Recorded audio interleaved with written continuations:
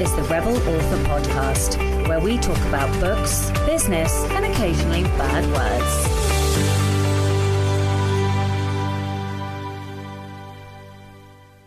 Hello, Rebels, and welcome to episode 147 of the Rebel Author Podcast.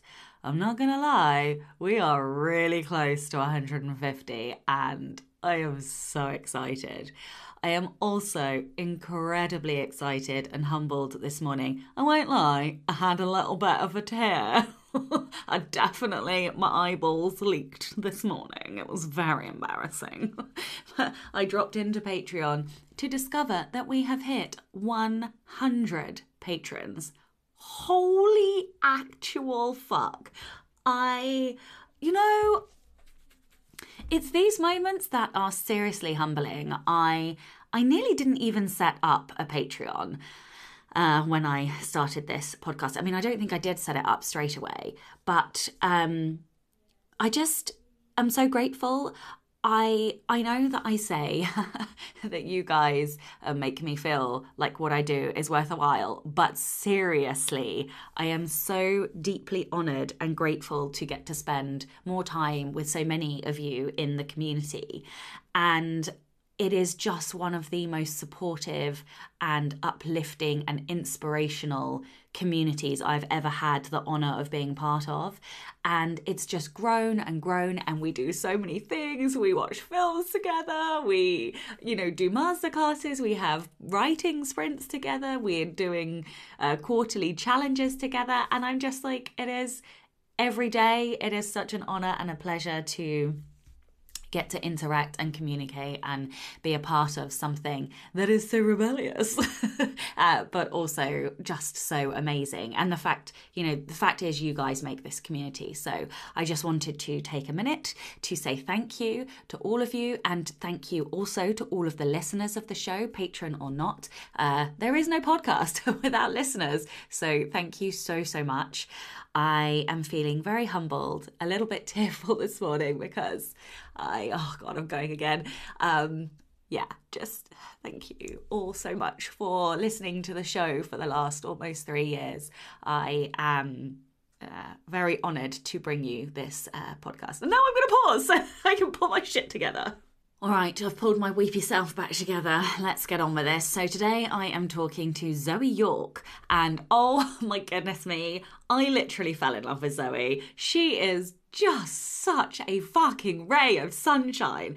I really, really enjoyed talking to her on this episode. She's so bright and bubbly and knowledgeable, and I just loved this interview. So I really hope you guys enjoy it too.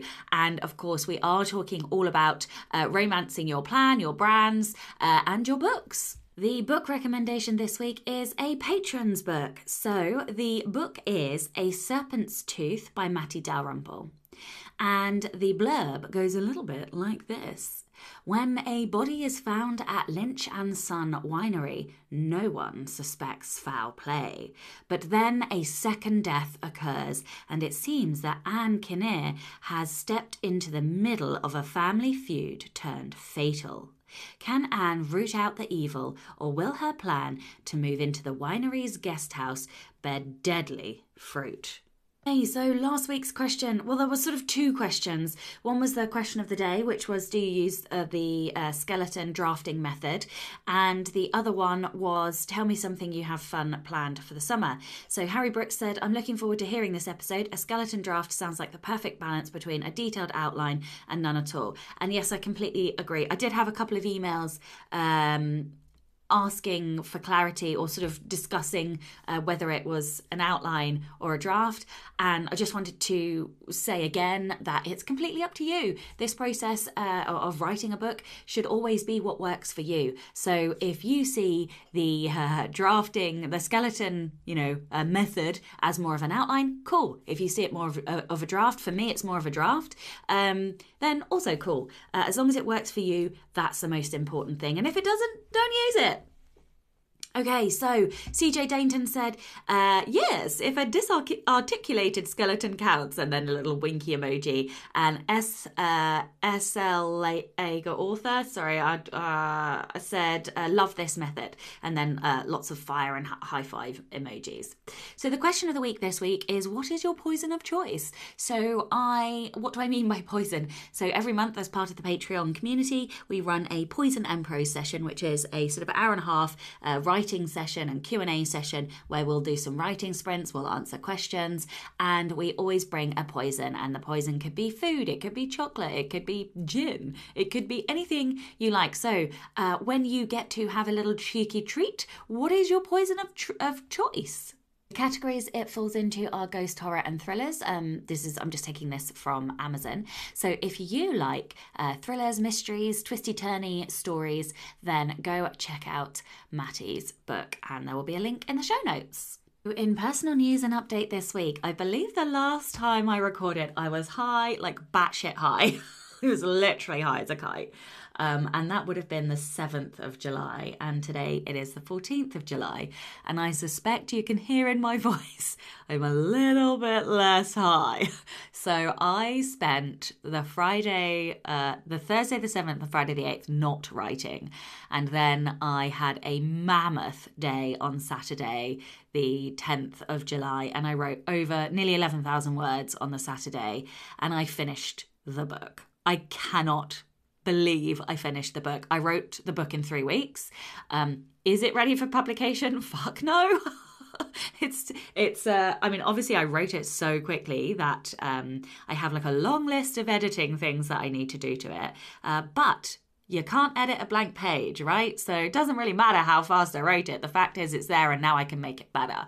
So I am super, super excited.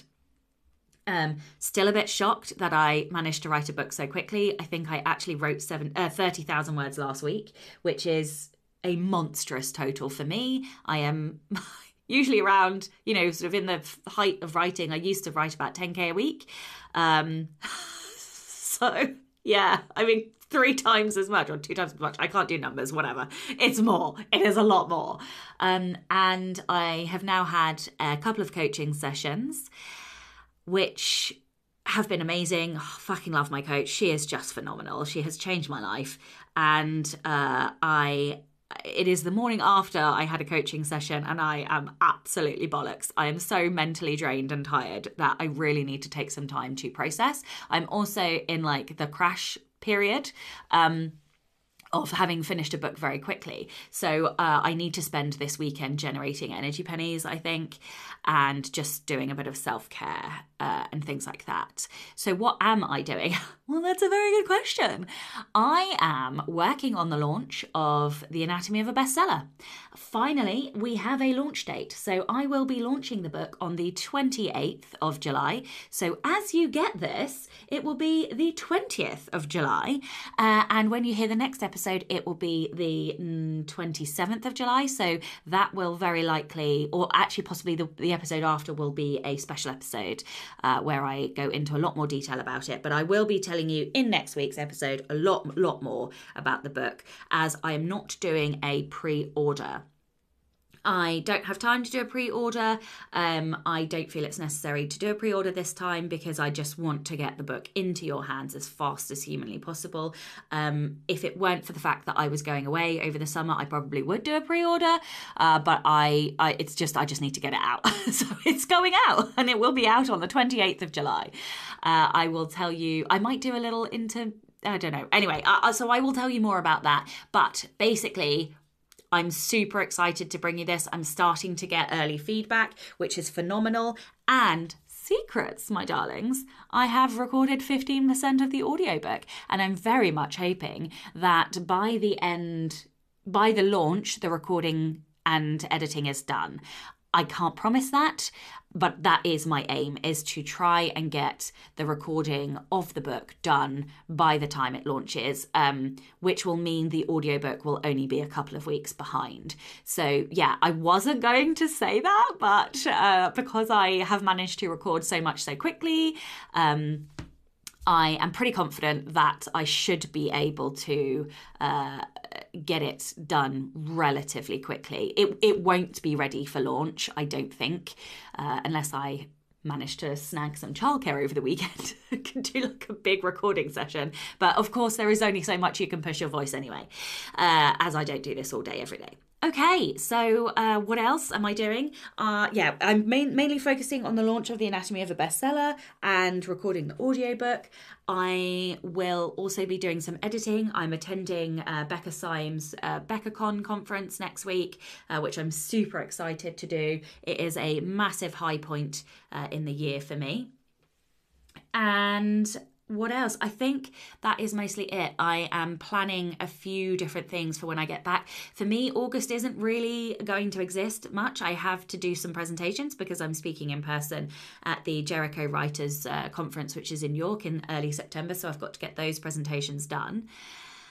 But apart from that, that is pretty much it in August because we're away for a good while, and so I'm just not going to add any pressure to myself. And then, of course, after the coaching session last night, I have an awful lot to think about because I might be changing my direction again. I mean, not hugely changing it, but just tweaking the direction that I'm going in.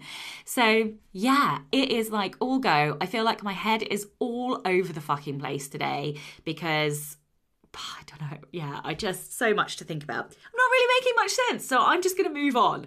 Rebel of the Week this week is Lynn Morrison. Lynn says, quitting a job to become a full-time author before you've published your first book is insane. But that's exactly what I did. Oh my God. I love how this story starts. Now, I should preface this by saying I've got a long history of making seemingly ridiculous decisions related to my professional life. I love this story. And they've always worked out. I chalk up my survival skills to 50% luck and 50% sheer grit. My top two strengths, listen, you are after my heart today, are strategic and activator. Yes, everyone drink. Oh my God. This story is tickling me pink. So it should come as no surprise that when I see an alternate way to reach my goal, I am capable of figuring out a way to make it happen. In early 2019, I left a high-stress job with long hours for something less hours and seemingly more flexible. I had no intention of leaving the career world, but as a middle-aged woman, I quickly found myself in a situation I simply could not abide. Like, literally, everyone I know knows I do not work well when my boss is an asshole. And to my horror, that's exactly how the owner of the company was described. It was a small business with no HR department. Everyone knew his behaviour was unacceptable, but what could they do? I stuck it out for 5 months, but by then I'd reached my limit. We were on our summer holiday, I was reading on the sun lounger, and it dawned on me that I was staring at my escape route. I knew I could write. I had a strong network of friends to support me, and we had savings. If I was ever going to jump ship and give it a go, now was the time. On day one back in the office, I handed in my notice and I made it abundantly clear why I was leaving. I didn't have a new offer, I just couldn't spend another day working for a jerk. It has been nearly 3 years now with plenty of ups and downs, but I'm still writing full-time. Each month, somehow I make enough to ensure I don't have to brush off my CV and search for a job. Writing has brought me so much joy and fulfillment, not to mention the chance to make wonderful new friends. To the people out there who are standing in my shoes, I hope my story gives you a little nudge of encouragement to stand up for yourself and take the leap. Leaping out of the 9 to 5 was the best rebellion of my life. Oh, I fucking love that story. What an incredible story. I cannot believe you left before you published your first book. You are my hero today. Holy crap. If you would like to be a Rebel of the Week, please do send in your story. It can be any kind of rebellion, big, small, or something in between. You can email your Rebel story to Becca over on rebelauthorpodcast@gmail.com. And please do. We are always in need. I know I always say it, but seriously, guys, I fucking love these every single week. So please do send in your story. There's another bumper month for patrons. Bumper week, sorry.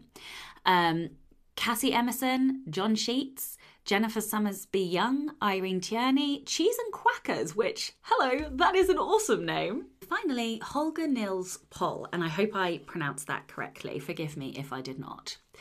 A whopping thank you. I know I started the show by thanking you all, but seriously, thank you so much for the support.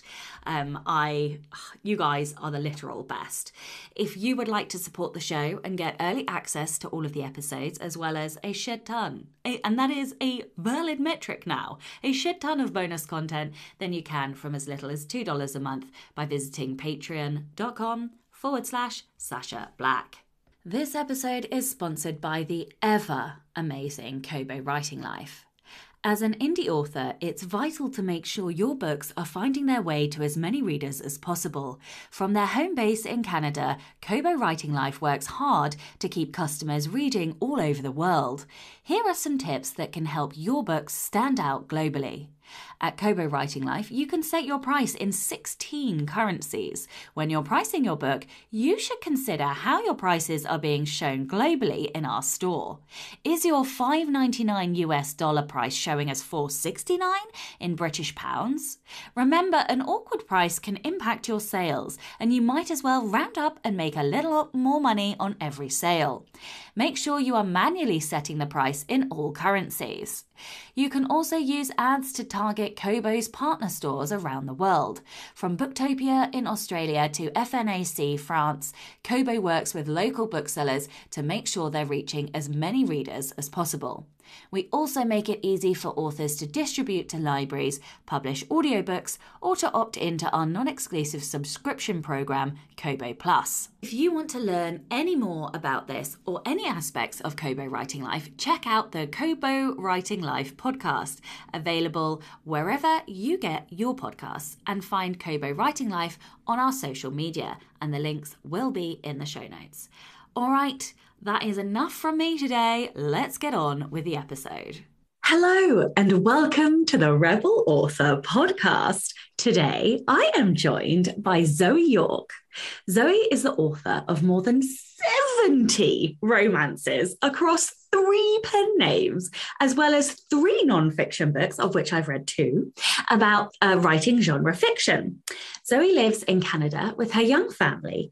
Talking about publishing is her most favourite thing. Me too. Actually, I think craft. I think I prefer talking about craft than publishing, but I do love that just as much. So hello and welcome. Thank you for having me. You are so welcome. I'm actually really excited because I loved all the marketing and the futuristic planning and of world domination that appeals to me. So I can't wait to dive into the content. But first of all, would you like to tell everyone a little bit about you and your journey to how on earth you got 70 books done? Sure. I mean, I just started writing, and 10 years later, here we are. No, it's a little more complicated than that. So like a lot of authors, I was a voracious reader first. I still am a voracious reader. And when I was pregnant with my second child, a friend of mine gave me a Kobo e-reader. And that changed everything. I had recently discovered Goodreads. I already had a Goodreads account, and I had found some favorite authors and series, but literally I could count them on one hand. I was a big fan of Pamela Clare. I was a big fan of Jill Shalvis, of Robin Carr, of Susan Mallory. And those were the only 4 authors that I could name. I loved romance books, but I would read whatever romance book I got my hands on. You know, you're at the airport or a yard sale and you buy something that looks good, and you know from the cover that it is going to kind of hit some of those yummy beats that you like. And so you read it, right? And I didn't know very much about series. There were these handful of authors that I guess I would say, they write in all their books are set in the same world, but I didn't understand the concept of this is a series. I wasn't that connected to the book world. Then my friend got me a Kobo, and at the end of each book, Kobo would send you an email or show you on the screen, this is the next book. I mean, it's more of a guided reading experience, right?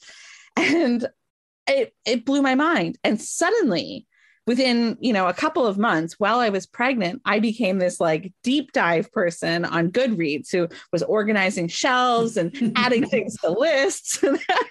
I mean, at that point, I would have been 30 or 31. And I had been reading romance my whole adult life. And it was like, it felt brand new again, like felt like mind blown. And I got to the end of a series and wanted more of that. And there wasn't any more of it, which is such, I think, a common experience. That's what often leads people to fan fiction and that sort of thing, which I didn't know about at the time either. And and so I started to think about like just daydreaming, what would that be like? What would more of that be like? And what if it was set in Canada where I live? And then I started writing some of that down. And my first books were well, first of all, they weren't books. They were pieces. They were almost more like fan fiction drabbles, just like little scenes here and there. I was very good at writing scenes and not very good at all at the craft of stitching together a whole novel. And when I kept bumping into, well, I don't know what happens before or after this scene, then I went in search of craft information. Like, how do you write a novel? I'm sure I Googled that early on in like 2011. How do you write a romance novel? And that got me into the writing community, K-boards and Absolute Write Forum and Romance Divas. That was where I found my first real home. Through there, through my participation in those 3 forums, I finished a first draft of a novel. And then I found out about Angela James' Before You Hit Send course, which she's still teaching to this day. And I took that and I polished that first book. And then I made my own cover because I saw people doing that. And everything in my life, everything was just kind of like, I saw people on the internet doing it, so I'm going to go do it too. And then, right, I'm a joiner. What can I say? So I made a cover and it was not a good cover, just like my first few drabbles were not good. And there was a thread on Romance Divas. Like it was 10 pages, these beautiful, lovely people coaching me through how to change this and that and tweak. And the end result cover wasn't great either, but it was so much better than my first attempt. And if anyone wants to see all the covers that I have done, the book, my very first published book, is a book called What Once Was Perfect. And Goodreads, the site that got me into all of this in the first place, very helpfully keeps an archive of all of your book covers, the good, the bad, and the ugly. And they're all there. Go see. I think I've had 10 book covers for my very first book now at this point, because I do them myself. So I can just keep... they are all variations on 3 designs. So like they're, mix and match and try to refine and improve my typography. I think that my typography artwork has gotten much better over the years. Anyway, so that's how I started. I literally stumbled into it because I was a reader and because I'm insanely curious about things on the internet. And then suddenly I had this book and I had a cover and people are like, why aren't you just publishing it? And I was like, I don't know. I thought that I would query, but sure, if other people are doing this publishing thing. So when I got into publishing, it wasn't with the greatest of plans. It was not without any plan, though. I love this story so much. Yeah. So, I mean, like your question was, tell us a little bit about yourself and how did you get to where you are today? It's a miracle that I got to where I am today from that very inauspicious beginning. But what I did know, even from the very beginning, thanks to the people on Romance Divas who were so generous with their knowledge and their time, was you're not just writing one book, you're going to write many books, like so many books. In 2013, as I finished that book, as I designed that cover, people told me, you're going to write 20 or 30 books. And that felt daunting. I mean, I was someone who literally had just celebrated crossing the 10,000 word mark in a manuscript. That had been a barrier for me for so long. Like I could write all these scenes. I had a whole bunch. I have like trunks of first chapters and first 3 chapters. And then the story would dwindle away to nothing. And I thought, oh, writing a book is so hard. I'll never finish a book. And then I finished one book. And then to have people say to me, and remember, I mean, if you want to do this, you're going to write 20 or 30 of them. That seemed overwhelming and daunting. But now I turn around and look back and I'm like, look, I've written 73 of them, you know? I relate to this so hard at the moment because I am working on my 18th book and I did not like it. Somebody asked me recently how many books I'd written, and I was like, I don't fucking know. Like, and I had to list them out. And this was an Instagram DM, and I know she listens to the podcast as well, so she's probably going to be cackling at this. But I was like, oh, so I've written these 4, and then I wrote this 4, and then there's another 4 connected to them. And anyway, I listed them all out, and then she was like, oh, that's 17. And I was like, no. She was like, no, it is. And I was like, no, you're wrong. Your math is wrong. And anyway, so then I counted them up myself and I was like, well, fuck, you are right. And I was wrong. Yeah. I just couldn't believe it. Blink and you've written 17 books. It's remarkable. Seriously, it is remarkable. Yeah. Yeah. And like, I don't know. I mean, I'm not as fast as you, but like, I think maybe 5 years since I first published the first one. I kind of start from them because what led up to that took quite a while, but then it sort of, you rapidly go after that. But yeah, it's gone so fast and I just can't believe you do look back and I love it. I love the story. I'm sorry, I cut you off anyway. I don't know if you wanted to. So I was like a lot of people, I kind of stumbled into it with knowledge and enthusiasm and something of a plan. My first book was the first book in a series. And then until after I had published it, and then many people on the internet said, oh, prequel novellas are a really good, like, marketing tool. And I was like, okay, I can write that. Literally, if someone has an idea on the internet, I will try it out.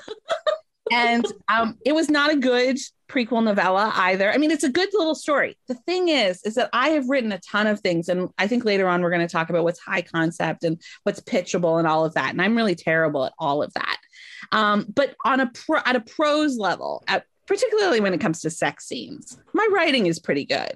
And once people read it, they're like, oh, that was yummy. I would like 10 more of those, please. But in terms of like, here's a hook, grab you. I'm making hand gestures. I mean, this is a podcast. That doesn't work. I'm at the idea of a prequel novella now, 10 years later. I know it works if it has a really hooky high concept premise. And at the end, it has a cliffhanger that leaves you, drags you into the next book. My book had neither of those things. So I wrote a prequel novella and it did literally nothing. I was giving it away for free and it was moving the same amount of volume as my paid first in series book was. But then because of cross promotional opportunities from other author friends, I started to I could feel some traction happening. Not a lot of traction, but like my reader group, I had a Facebook reader group from the very beginning. Again, a hat tip to the helpful people on the internet who gave me that advice. My Facebook reader group went from 5 people to 60 people when I released a multi-author box set. And then in the following spring, so I published first in June of 2013. That was a Christmas book, by the way. Again, just the random way I started publishing. So June of 2013, I published my first book, then the prequel novella, then another novel, then 2 multi-author box sets that really got me some good traction, started to pull readers in. I got a BookBub featured deal in there as well. And then 11 months after I published my first book, I was laid off.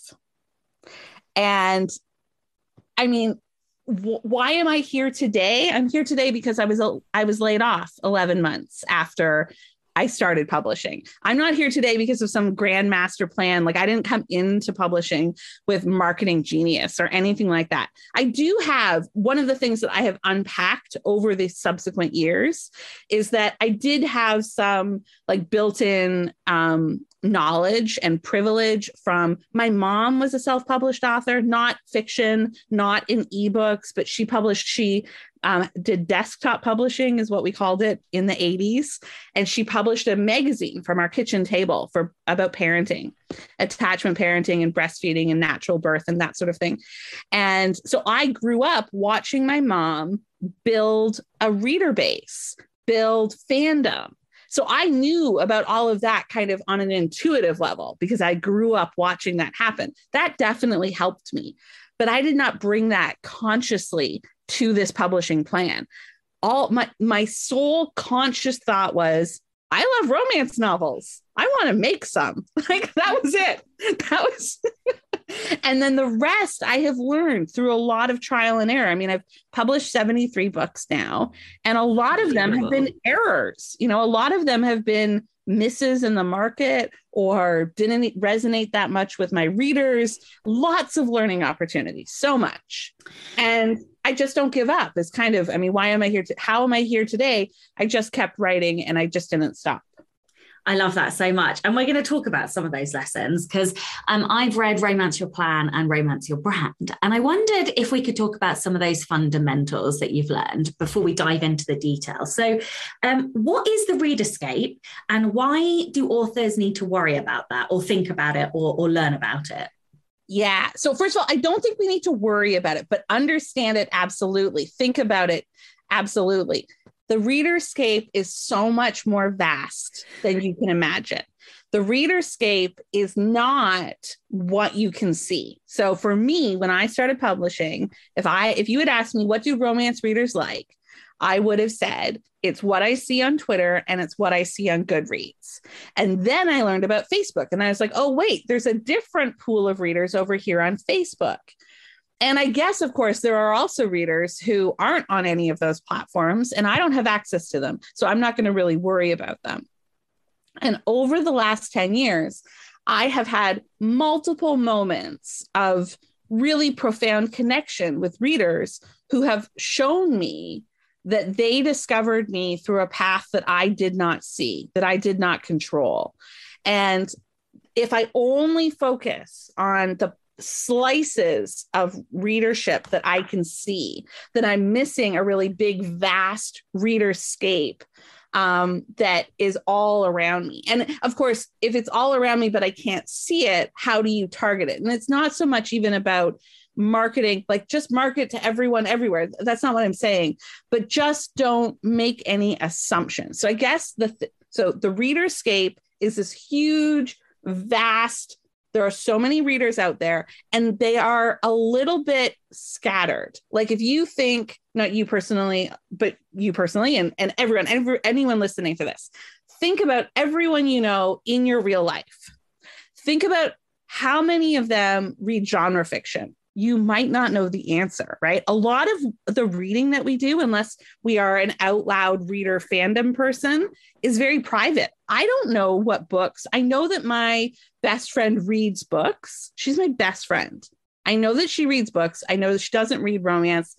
She might read women's fiction, but I can't tell you the last 5 books that she read. The last time we talked about a book was like 18 months ago, right? So a lot of reading is very private, especially when we have devices. We've got e-readers. And so if you don't see it sitting on someone's coffee table, you might never know what people like. So people tend to discover books for their personal reading in very random ways. Some people only discover reading through their e-reader. So I have a Kobo. Kobo sends me emails. And there are lots of people who only read through the communications that Kobo has. So if you want to reach those people, you need to A, be aware of that, and then B, try to get in those emails that Kobo sends out, right? If there are people who are they only read on Apple, or they only read on Barnes & Noble, or they only read through Amazon Kindle Unlimited, understand that it's not, I see a lot of people who spend all of their energy on social media. So it's really a caution. When I talk about the Readerscape and how vast it is a caution from investing too much time in social media. That being said, one of the most vibrant newfound areas of the Readerscape is TikTok. And I think that it's really remarkable how open how open people on TikTok are to new books, because what it really reveals is how unwelcome a lot of people on Facebook are to new books. So I hate Facebook. Yeah, right. I am on it as little as humanly possible. Yeah. I much prefer Instagram, and that's pretty much the only place that I interact now. I do have a author Facebook group that I try to spend some time in, because it's been an amazing group that I've had for a really long time, and I love everybody in there. But Facebook, I don't really like. So I don't use Messenger. I don't post on my own wall. I don't upload photos. I don't do anything there. TikTok, though, I'm just like, I'm like, I know that my readers, or my readers in the new genre that I'm going into, that's where they are. And I'm like, I know I need to do it, and I just don't wanna. Not to derail the conversation, but I will say you do not need to. You do not need to. But it might change your enthusiasm for it if you know that it is not a Facebook 2.0. Because one of the reasons why I think so many authors are burned out on social media very fairly is that it has felt for a very long time like talking about books on Facebook is like shouting into a void. Now, some people get on TikTok and they feel exactly the same way. And I never, ever want to tell anyone, well, you should. In fact, I want to say, don't spend any time doing anything that feels like shouting into the void, because the wonderful thing about the Readerscape is that there are other things you can do. So if you are just not a social media person on any level, just skip that and focus on things like retailer relationships and free first in series, and there's some paid advertising opportunities. There's so many other different options. There are so many people who are very successful without ever going near social media. One famous example, like in not high level famous, but like in small romance author circles, is Lauren Lane. Lauren Lane has quit social media a couple of times, and it has never hurt her. She doesn't ever quit the internet. And I think that there's a big distinction between quitting social media and quitting the internet. I remember a little while ago, I was on Pinterest, and a Lauren Lane Pinterest pin, whatever came up. I clicked on it, clicked on her name, and she had something like 69,000 monthly views of her page on Pinterest, right? So you never know where someone is connecting with this super vast readerscape. And just because you can't see it on Instagram or on TikTok or on Facebook doesn't mean that they're not doing something. So you don't have to do whatever I do. I don't have to do whatever someone else does, but the readerscape is vast. And so if you want to connect with readers, you have to open your mind and broaden all the different possibilities for connecting with them in a whole bunch of different ways, more than you know right now, right? So a lot of it is about being curious and just open to do things. Yeah, I need to be open to TikTok. I mean, I love TikTok. I will cheerlead it if that helps. But. Yeah, I mean, So let's talk about TikTok just for 2 seconds. Yeah, absolutely. Queer woman discovered lesbian thirst traps on TikTok. was sold on TikTok, right? Right? Oh my God. I showed, my wife was like, what are you watching? Nothing. So, but yeah, I mean, I am writing queer young adult stuff. Yes. I need to be on TikTok, So I kind of, I accepted that was probably a thing I needed to do today, literally today, which is why when you said it, I was like, oh man, I know, stop, universe, stop. Okay, let's talk about some of your marketing fundamentals. What do you feel are like the most fundamental things that any author should do regardless of genre? So you need to put your book out there. And once you have put your book out there, you need to retain anyone who liked that book. So how you do that can look different for each person. How I do it is discounted or free first in series. And then sometimes I do Facebook ads. Sometimes I do social media. So like a combination thereof. Books, here are my books here, hooks, that sort of thing. I'm really enjoying TikTok right now, but I wouldn't call that a fundamental. The fundamental is put your book out there, which is so hard for some authors. Like the idea of there, I just shared a meme today on Facebook. And it's this very tired looking man. And above it says something like, some authors make like character cards and book boxes. And me, I say, the book, it's done. You know, like some of us have less energy for that type of like, my book is done. Here's my book, you know, that kind of like razzle dazzle stuff. So anyway, but you put your book out there and then you retain. And my marketing fundamental is in the retention of those readers so that each time I release a new book, I'm not starting over again trying to find readers for it. Right. So every single time I release a book now, it is like 70 or 80% being marketed to people who have already read one of my books. The more books you write, the more readers you retain, the easier that energy is. It's so much easier than making a book box, you know? Mm-hmm. So I really like email marketing. And when I say email marketing, some authors will call it an author newsletter. I don't want anyone to get hung up or feel like the word newsletter is a barrier there. It is literally people give me their email address because they want to receive email from me. And then I email them whenever I have news, right? And it can be really short. It can be just a couple of lines. It could be longer. I prefer the shorter ones. They're easier to write. And I stay in touch with them. And then the other thing that I like to do, because not everybody likes to receive email, is I have a Facebook reader group. And I go back and forth on recommending that today because I started my group, of course, in 2013. But Facebook still remains the largest space where you can collect a group of people on social media. And I think that a lot of people still use it for groups. I mean, we talked about that at the top, right? I hate Facebook. I'm not using Messenger. I don't want to look at feeds. I'm not posting pictures, but I am still there for some Exactly, yeah. Until somebody comes out with an app called Groups, which Facebook has probably like put the trademark on, until we have a better Groups app, Facebook is the place for that. So I have a Facebook reader group. I have a mailing list. And when I started my secret third pen name last summer, those were the two things that I did. So everything that I say, because I regularly get people say, yeah, but Zoe, you started in 2013. It's different now. And so part of why I have a secret alter ego is to test that theory. And you know what, friends? It is not different now. It is hard now. It was hard in 2013. Again, I published a Christmas book in June of 2013. I sold 60 copies to friends and family. I know exactly how hard it is to get started.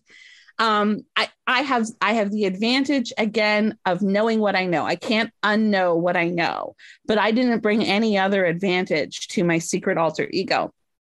I wrote some books. At the end of the book, I said, hey, you want a bonus scene?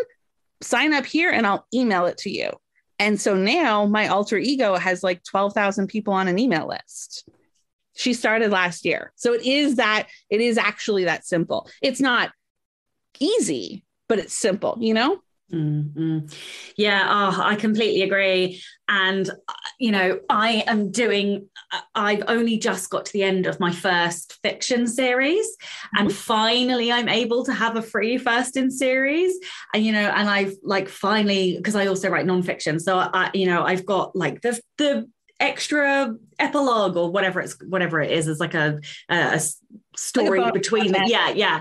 And it's like, this shit does still work. Like literally still works. You know, and like every day, so I did like a huge campaign. I need to write up the results for everybody, but of like pushing, I got a book bub and all the rest of it, and then like continued pushing, and they've all run out now. But even now, every day, free copies get downloaded. And yeah, you know, not everybody who downloads a free copy will actually read it, but some of them will, and some of them will want more, and some of them will want to sign up. So, you know, and then you write better, and you write more to market, or not, you know, more to reader. I prefer saying like write to reader. But anyway. Okay, what mistakes do you think we talked about? Some of the mistakes. Okay, so we know not to publish a Christmas book in June. Right.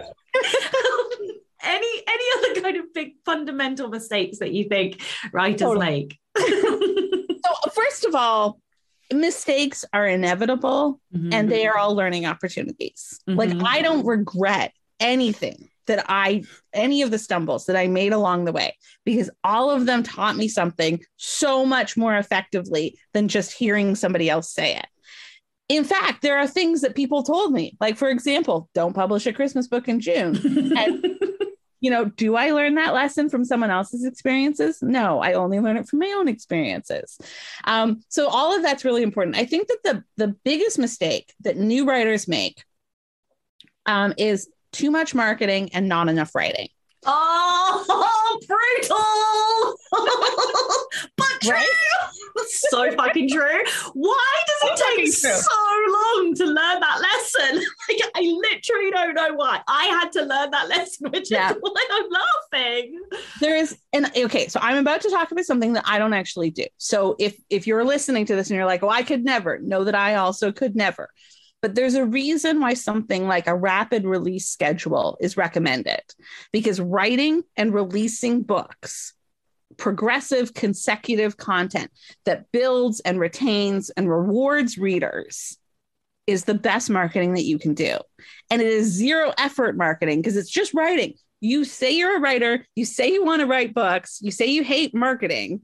Ergo, just write more books, right? But we get tangled up in, I need to do all this marketing. You don't. You could take a 3-month leave of absence from your marketing job, take that hat off, put it in a drawer, just devote some time to writing. And at the other side of it, you will have words, and words can directly be converted to money in my world.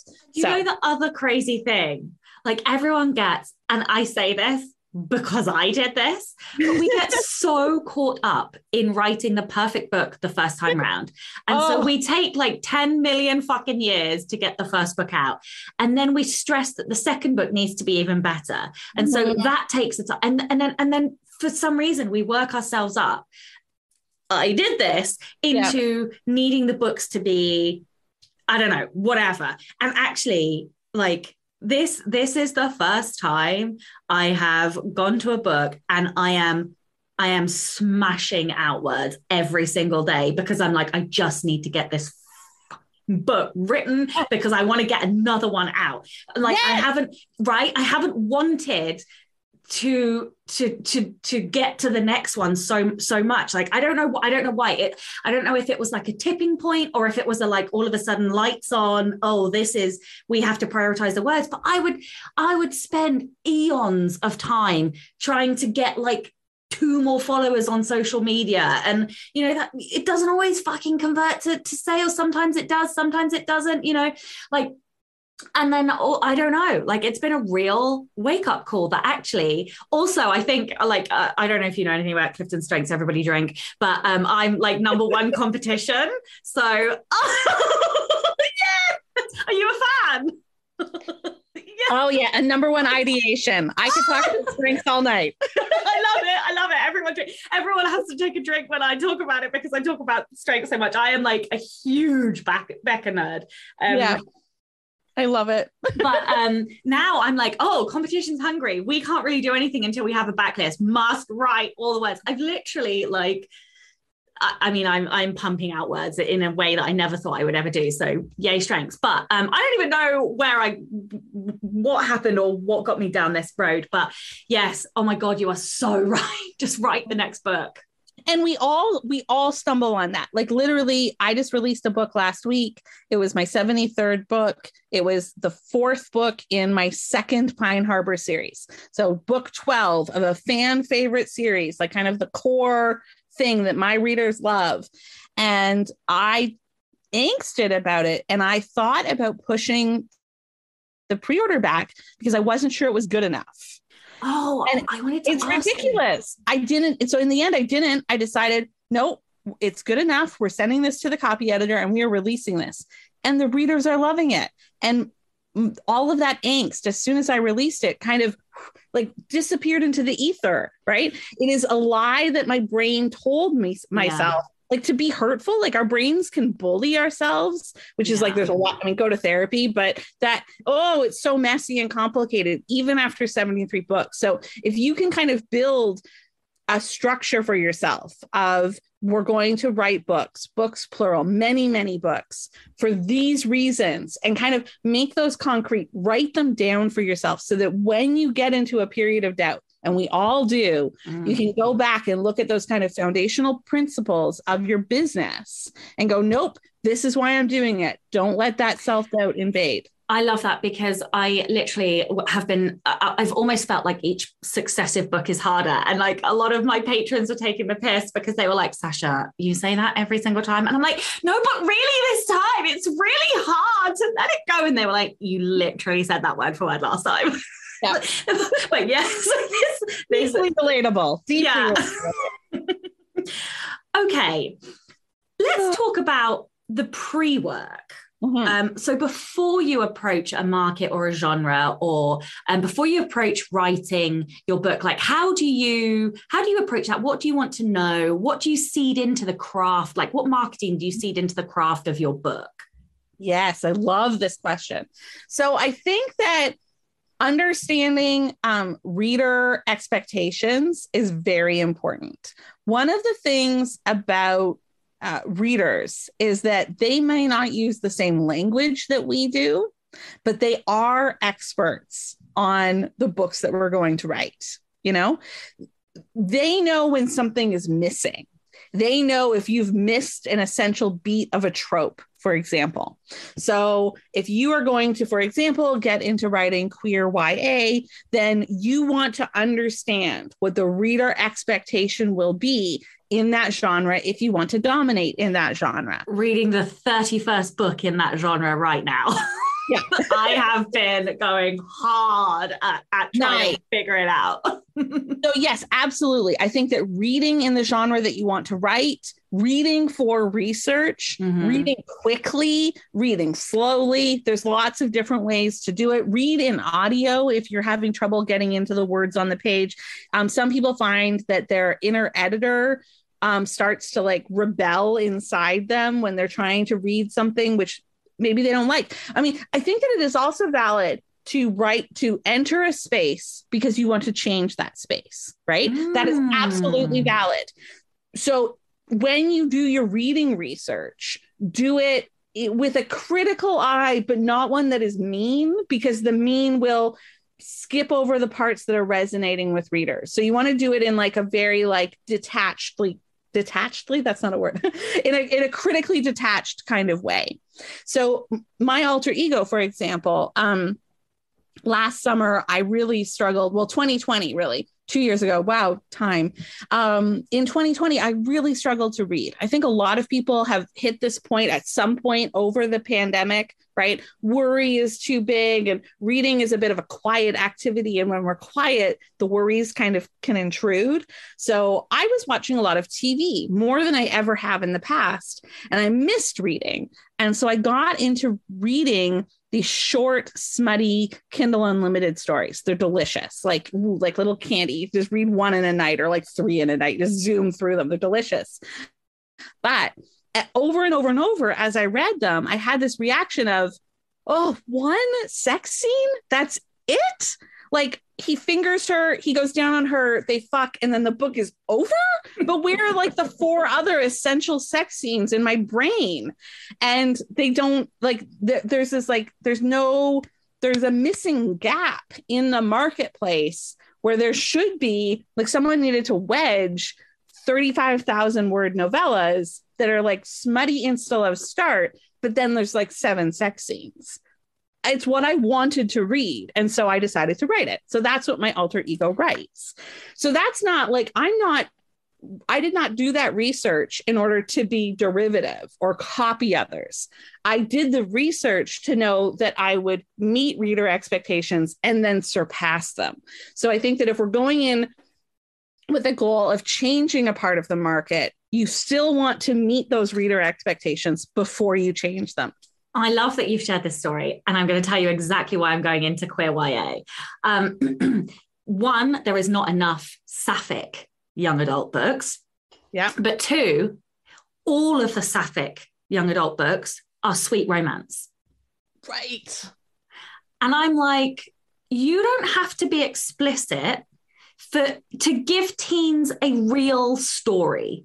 Right. With real characters and real experiences, you know, like you don't have to be, it doesn't have to be, I don't know what the word is, but sort of awkward or inappropriate, but you can still give them realness. And that's why I'm going in, because I'm like, this is not okay. What is there? What if we can have Sarah J. Maas, and I know she is technically she's moving into the adult stuff, but a lot of teens read her, you know, Court of whatever and whatever. Yep. And I'm like, if we can have that at the upper end of YA, why have we not got real books for queer teens? So I'm going in because, and I love the stories. Like I can pick out a ton of books that I've read that I'm like, oh my God, this is so lovely. I love this book. So it's not that I'm being mean. It's just there's something missing for me. I want it. Where the fuck is it? I want it. Yes. I love that. I love that. And I do think that if you can find a reading space where you have that energy of, I love this and I wish it was more, that is where you should be writing. That's where everyone should be writing. Well, this is very affirming.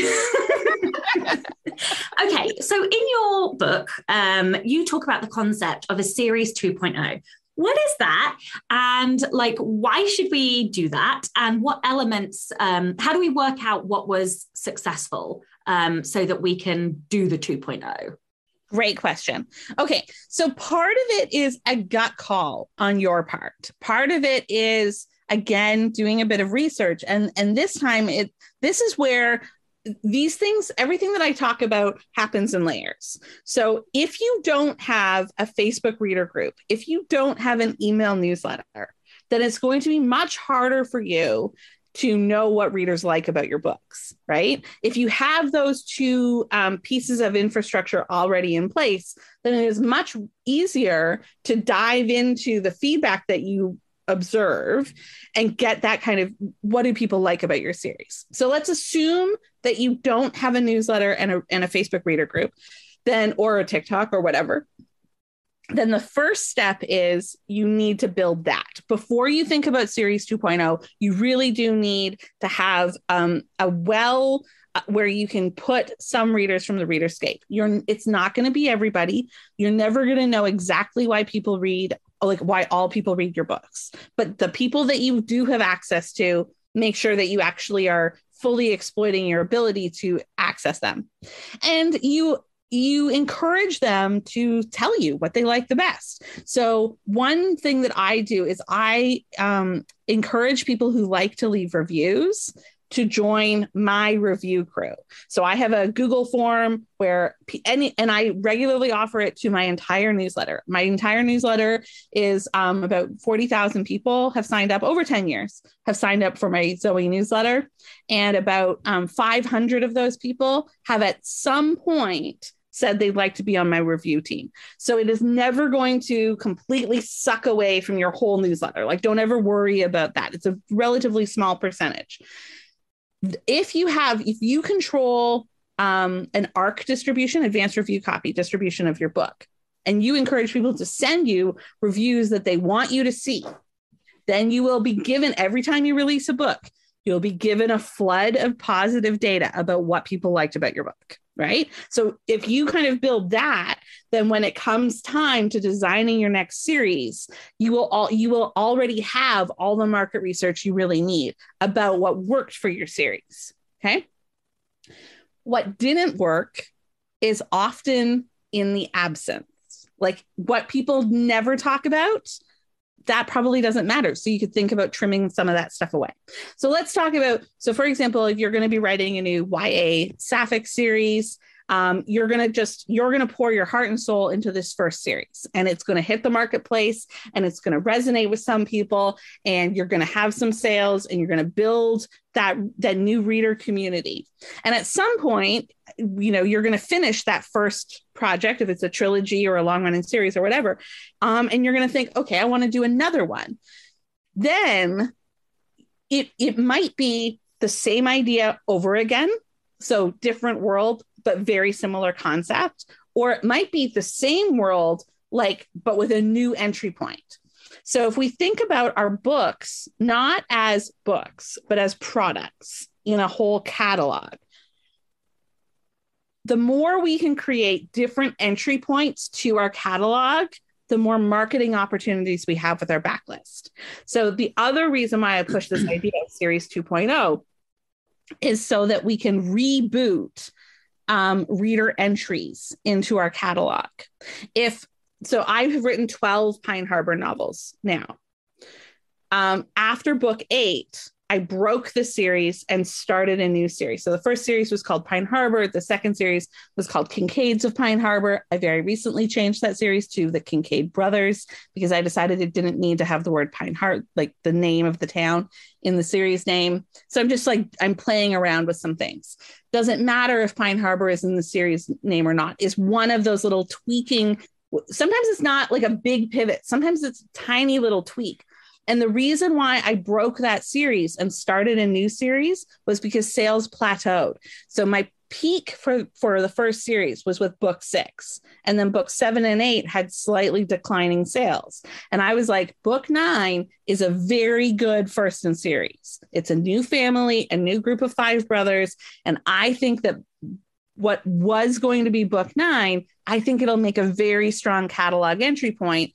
And book 1 was written back in 2014. So another reason why we do this series 2.0 is so that we can breathe new life from a current point of view and also send those readers backwards to a series that I started in 2014, rather than keep relying on that first title from 2014 to do so much heavy lifting. Okay, so it doesn't even have to be it can be the same series without saying it's the same series in a way. So for example, I'm writing a standalone, but then whilst I'm kind of world building for a series that I want to be episodic, but in the same, so in the true romance fashion, each book is about one romance, even though the characters will go into the other one. So the way that I'm kind of talking about it is Gossip Girl meets the L Word, but at university. And so maybe I could do a 2.0 in Paris, or maybe I could do a 2.0 because a new character comes in and breaks up. I don't know. No, well, you can't really do break up, can you? But, somebody else comes in and changes stuff up, or, go to a different university. So that's the kind of way that you can iterate it. Yeah. Yeah. So you can iterate setting, cast. Sometimes also I see people do it on a structural level. So for example, I wrote 10 Navy SEAL books, and they were all between 25 and 35,000 words. I really like the novella length. Novellas are great for churning out a lot of content relatively quickly, but they have less staying power, less evergreen sales ability than a novel. Novels will just, you can sell a novel 10 years down the road in a way that novellas, becomes very hard. So if at some point I wanted to do another SEAL series, and it could be exactly the same setting, it could be exactly the same team, we could see all those same characters again, but I wanted the length of the books to be different. Instead of growing the length of the books at the end of the series, much better to introduce a break off point there, series 2.0 it, tighten it up. Maybe it's different cover designs. Maybe it's a different title naming convention. Existing readers will come forward. So the other thing about Series 2.0 is that it is doing two things at once. It is bringing forward every reader who liked Series 1.0. So to those readers, it is a continuation of the same series. But to any new reader, it is its own brand new series. So book 1 of a Series 2.0 has to both be the next book in a previous series and a true complete standalone entry point. Is there a common number of books for a series? Like, do you find it always tails off after 6, or does it depend on the series? Does it depend on the niche in romance? How do you... I think it mostly depends on the popularity of the author. So whenever I talk about this, people will put up examples of people who have 20 book series. One of those, for example, is Robin Carr. Virgin River recently was made into a Netflix show, obviously a massive success. Virgin River is a series 2.0. It's actually probably a series 3.0. If you read the Virgin River books, there are mentions of another town just like over the mountain called Gold Valley. Gold Valley was a series, a trilogy written for Harlequin like 15 years ago, 18 years ago now. There were only 3 books. The first book was about a doctor. I don't know what the other 2 books were about. I mean, I read them. I just don't remember them because I read them a long time ago. When I read the first couple books in the Virgin River series, I was like, Gold Valley keeps being mentioned. I bet I should go back and read those books.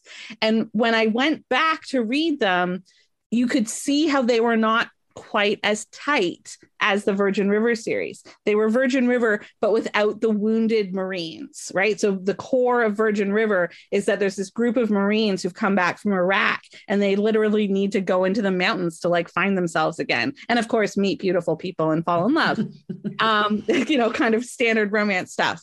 And Gold Valley had the same setting, similar characters, but without that wounded military protagonist. When she added that in, the whole series tightened up.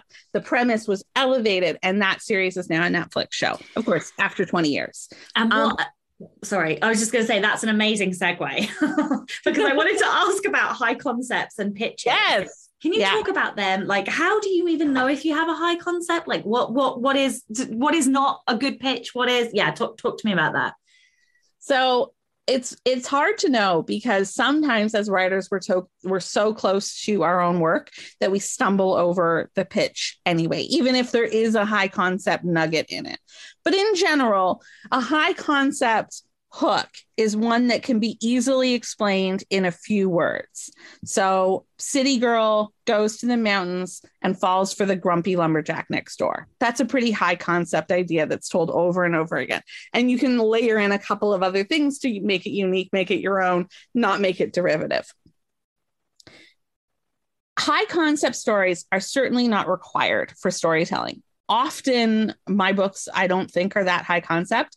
High concept books right now are the ones that after some practice, you can write a couple of TikToks for. And the books that we struggle to pitch on TikTok, it's because there is no clear high concept promise we can give to the readers from the story. If you have a toss up, if you, this is why I like to plan a series a little bit in advance. If you have a toss up between, well, I kind of want to write about this like grumpy oldest brother who falls for like the sunshining woman who at first won't give him the time of day. But also like his middle brother is a high school principal who he's on a search and rescue team and he doesn't really know how to like communicate about his feelings. Like that second one is just not high concept, You get to write them both, but the second one is later in the series. You hook people with the first one.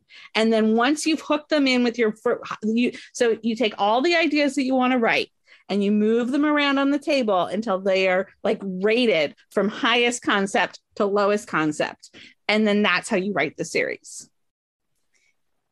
Oh, I feel like I need to lie down. Like my brain is whirling. This is amazing. Like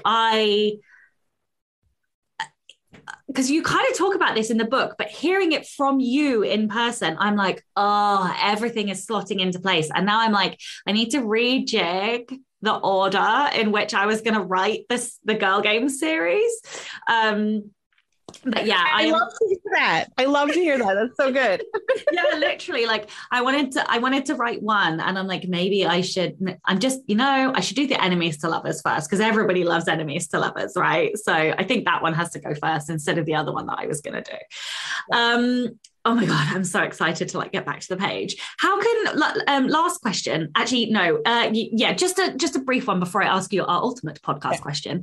How can writers cultivate their fans and keep them for longer? We've kind of talked a little bit about, the 2.0 and how that will keep the original fans, but is there anything else that you feel that writers can do? Yeah. So I do think that it starts with that foundational piece of having some infrastructure. So a newsletter, some spaces on social media, wherever you prefer to be. So because there will be people who want to be collected by email. There will be other people who only want to be collected on social media. Make sure that you're in both spaces so that you can retain as many readers as possible who have enjoyed your books. Then once you have retained them, there's a couple of pieces that you just need to be conscious of: observation, listening, testing, and then the data that you get from all of that. So the more that you give your readers, the more you can then take back from them in terms of information that you can use for fan reward or fan service. One of the things that I'm doing a lot of right now is writing bonus scenes. I use bonus scenes at the back of my book to hook new readers. So if that's the first book of mine that you have read, and then you get to the end and there's a bonus scene, I will get you on my mailing list in order to, and in turn, you get that bonus scene to read. But those bonus scenes are also wonderful fan service if your readers respond to them. So one of the things that I had been doing, I've been writing these, and in addition to just putting them at the back of the books, I make sure to kind of celebrate them a little bit in my reader group and to my newsletter, share them. And when I got a positive response from my existing readers for that material, I started increasing the amount of bonus content that I was writing. And now I'm writing bonus content for bonus content. So there are some characters that I have written that will now have 2 or 3 bonus scenes, way into the future, 5 years, 10 years after, because through trial and error and testing and observing how readers responded to that, I discovered that was a very effective piece of fan service for my Zoe readers. Now, my alter egos readers, they like the bonus content. They are not as deeply invested in those characters. Again, I write like the short, smutty KU stuff. They really enjoy the characters, but tomorrow night they're going on to another book. Whereas my Zoe books are much longer and people take 2 or 3 days to read them. They are more deeply invested in those characters. Those characters become friends to them. So between the two pen names, I have noticed a significant quality difference or not quality, that's not exactly the right word, but bonus contents are very helpful for my alter ego. They are now core to my marketing plan as Zoe. There's just a weighting difference there. Whereas the fan service that I do more for my alter ego is more about the thematic or trope elements that the readers seem to respond to. So I make these little memes in Canva. It's A, B, or C, pick A, B, or C, or this or that. And the books that I write are daddy kink. And so it's choose your daddy, rock star daddy, lumberjack daddy, or professor daddy. If I put up one of those every day in my reader group, they would literally never get tired of answering that question, right? Because it's delivering what are they enjoying the most about my book? It's not actually the characters. It's the archetype. It's the kink. It's that very specific little hook. So if the more that you can observe and pull data from your reader behavior, the more accurately you can hone that reader reward and service that you want to deliver. And I think that is one part of cultivating fans, is giving them more of what they seem to like. And then also just being very appreciative, but not too bossy when they take things and kind of make them their own. One of the things that Dr. Jennifer Lynn Barnes talks about is that fandom is something that we don't get to control. We can foster it, right? We can breathe some oxygen on it. But once it takes off, We do not get to control it. So, and this is not something I have really had to experience yet, but I've seen other authors deal with this. And so it's in the back of my mind. And I think that everyone should have it in the back of their mind. There will be a point when your readers, and it might be 30 years from now, but when your readers suddenly are like, this is mine, bitch, what are you doing? And you're like, bitch, I'm the person who created it. And it gets real awkward real fast, right? So like, you don't want to be so controlling about your work that it strangles fans, right? So give them what you observe that they are responding to, and then really kind of like sit back and let them. They might take it, they might run with it, they might blow it up, or they might not. Not everybody needs to have a massive fandom, massive active fandom.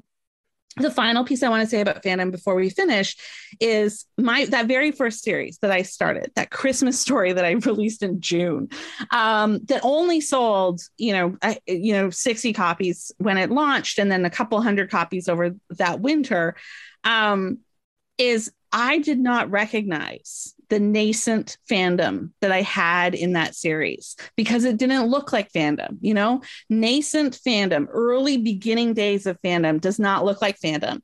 It looks like people emailing you and telling you how much they enjoyed that book. It looks like people just remembering character names. Now that I have an alter ego that people do not remember the character names for because they're so like reading through them so quickly, it is deeply rewarding that people remember your character names. That is fandom too. And it doesn't, in the moment, it can feel like not very much at all. But once you've lost it, I get emails so much. That very first series had 10 books in it and it's now done. But there were a couple of characters in it who I didn't get to. And I do tease at the end of book 10 that I will write a spin-off trilogy wrapping up their stories. Those books do not sell as well as Pine Harbor books. They don't sell as well as my Navy SEAL books, but those books are the ones that I get the most emails about. So fandom doesn't necessarily correlate to sales. It doesn't necessarily correlate to success. Fandom is something quite unexpected and it blooms on its own, and just let it, foster it. So anytime I get an email like that, I make sure that I reply to that person and tell them that how much I appreciate that. I tell them it was my very first series and that it's deeply meaningful to me that they loved it. And I do hope to get back to those books someday. Oh, I love that so much. Like, I wish I could speak to you for another hour because I just want to talk about all of the things. And like, I love that so much. And I definitely see what you're saying about the difference between like fandom and, I don't know, sales, ranking, the rest of it. And like, I think that is so true to be grateful and recognize what you actually do have, even if it starts small, because ultimately we're all here building an audience, one single reader at a time, and each reader matters. And, so yeah, I love that so much. Okay, this is the Rebel Author Podcast. Tell everyone about a time you unleashed your inner rebel. So before I was an author, I was deeply involved in politics here in Canada. And during the 2016 American election, lots of people told me, don't get involved. Like if you get involved in politics, if you use your platform to talk about politics, you're going to divide your readership in half. Well, first of all, I strongly do not believe that half of my reader base cares that much about Donald Trump that they would like get mad and stop reading my books. But if they did, that would be fine. Fuck them. But that didn't prove to be true. And I think that started something inside me that over the last 4 years has kind of been burning away. 6 years now, time has kind of been like grinding away, because I had this story inside me about a teenage couple that got pregnant, had an abortion, and then get together later on in life. And I always felt like, you can't write it. Like, I've never read that book. And since I haven't read that book, like maybe nobody wants to read that book. And I I went, fuck it last year. And I thought, I'm writing that book. Not only am I writing that book, but it's going to be the next book in the Pine Harbor series. It totally fits. Of course it fits. Like in my head, I'm like, but like lots of my characters have probably had abortions, but I didn't fucking put that on the page, right? Because the beats and reader expectations and fuck it. So early, like at the top of the podcast, I was like, it's important to know reader expectations. And I think it is, but it is then also okay to blow those reader expectations out of the water. Except in this case, I didn't even do that. I was fully prepared for people to be like, she had an abortion, even though I know that something like 70% of Americans secretly do understand why people have abortions, right? Not a single complaint, not a single reader email. I get all sorts. I told my mailing list a couple of months ago that I had an abortion when I was a teenager, and I got some like, I'll pray for you comments. Those people clearly didn't buy this book. That's fine. But overwhelmingly, the best reviews I have had so far, because I didn't use it as a conflict. There's no conflict about abortion in this book. I just made it a part of her character. Like it's a thing that happened in her life. That's it. And I think that's not actually very rebellious in the end. Like I look back and I'm like, why did that even feel angsty for me? But it did. So the rebellious part, the inner rebel part is, and a lot of it's actually about that, like the negative self-talk and the self-bullying that we do to ourselves, our fucking brains, that I told myself it would be a big deal. And so I didn't do something. And so the unleashing my inner rebel is about telling my own brain to get out of my own way so I could write the story that I really wanted to write. And then, of course, it was fine. Of course, it was fine. So if anyone's listening to this, it will be fine. Write the thing that is scary to you. It will be fine.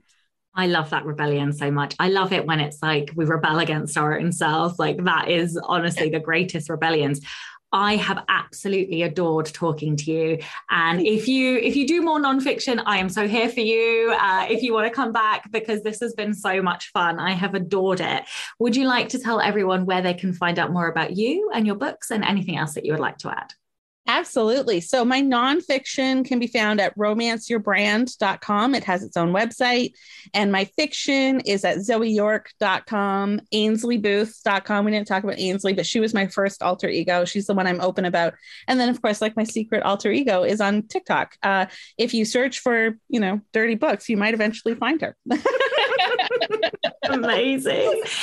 Thank you so much for your time today. And of course, a gigantic thank you to all of the show's listeners and the show's patrons. If you would like to get early access to all of the episodes, then you can do so by visiting patreon.com/Sasha Black.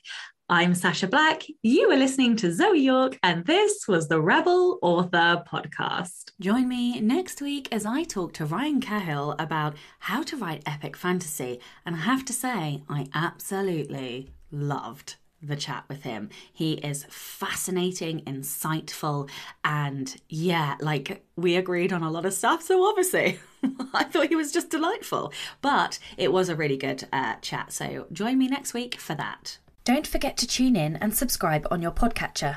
And when you have a moment, please leave a review.